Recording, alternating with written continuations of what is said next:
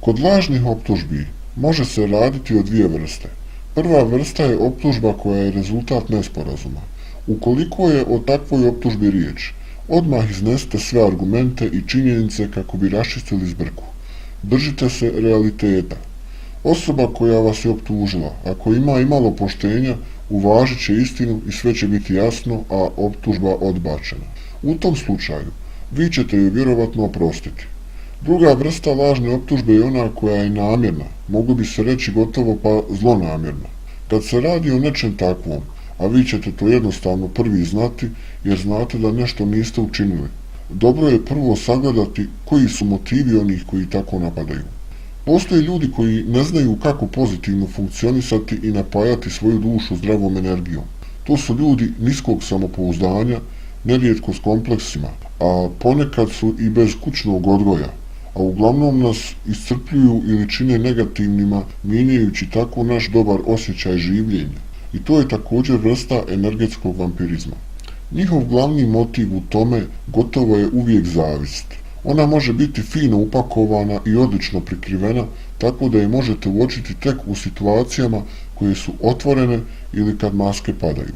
Takvi ljudi, svjesno ili nesvjesno, jednostavno zavide onima koji imaju pozitivna osjećanja i žele to oteti za sebe, a to je naravno nemoguće.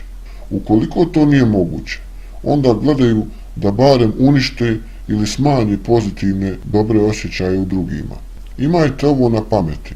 Kada se suočite s lažnom optužbom koja nije rezultat nesporazuma, primjeri mogu biti brojni.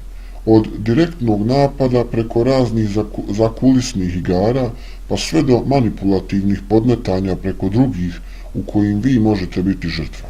Kako ćete na to reagovati?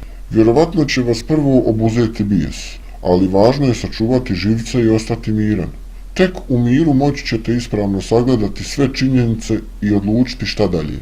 Ako vidite da optužbom možete biti uvučeni u nešto ozbiljnije ili da to može toliko naštetiti vašem ugledu čak i povezano sa zakonom, ne reagujte bez stručne pomoći, odnosno čim prije potražite pravni savjet i oslonite se na stručnjaka, vjerovatno advokata.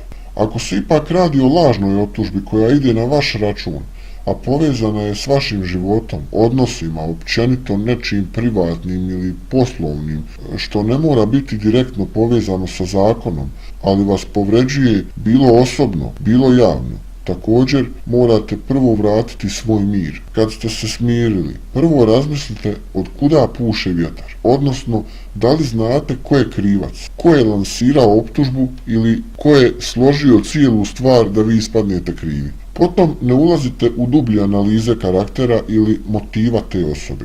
Nemojte se baviti njihovim mrakom, nego sagledajte činjenice i dokaze koji idu vama u prilog. Ako ih ima dovoljno, iznesite ih i odbranite se. Ukoliko druga strana ne popušta, ostanite pri svom i ponovite. Ali nikako se ne dajte uvući u lavirinte i petljavine. U svojoj odbrani morate biti jasni, precizni i relativno kratki. Ne objašnjavajte na dugo i na široko, jer time smanjujete učinkovitost svoje odbrane. Razlučite šta je bitno, a šta je nebitno u onome što vam ide u prilog. Tek nakon toga možete dati do znanja onome ko je glavni krivac da vi to znate. Ali i u tome budite gospodski nastrojeni. Da biste to mogli, a to znači da biste s lakoćom i onako usput pripomenuli ko je pokretač svega, morate biti sigurni da znate čije je to djelo. To prije morate prelomiti u sebi želju za osvetom. Sjetite se dobro poznate španske poslovice, da je osveta jelo koje se servira hladno.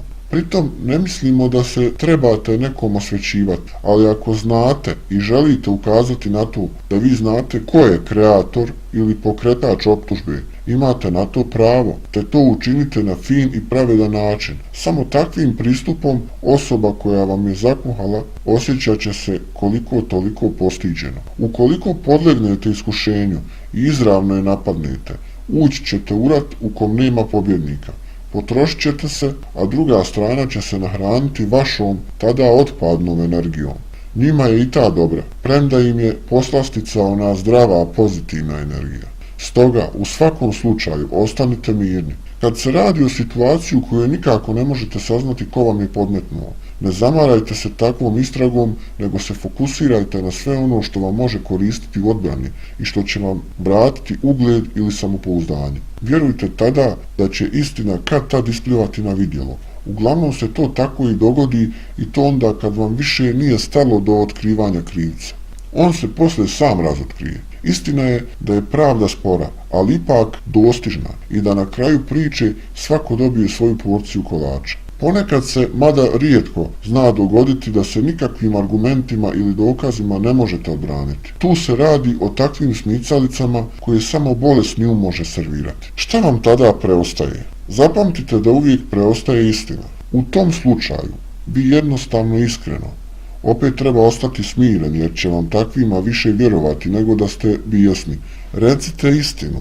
Neko će vam vjerovati, a neko neće. Ali vi ćete znati šta je na stvari, a često i ko vam je pravi prijatelj. To bi bilo sve u ovom videu. Hvala na gledanju i pretplatite se na moj kanal. Do sljedećeg videa srdačan pozdrav. Vidimo se.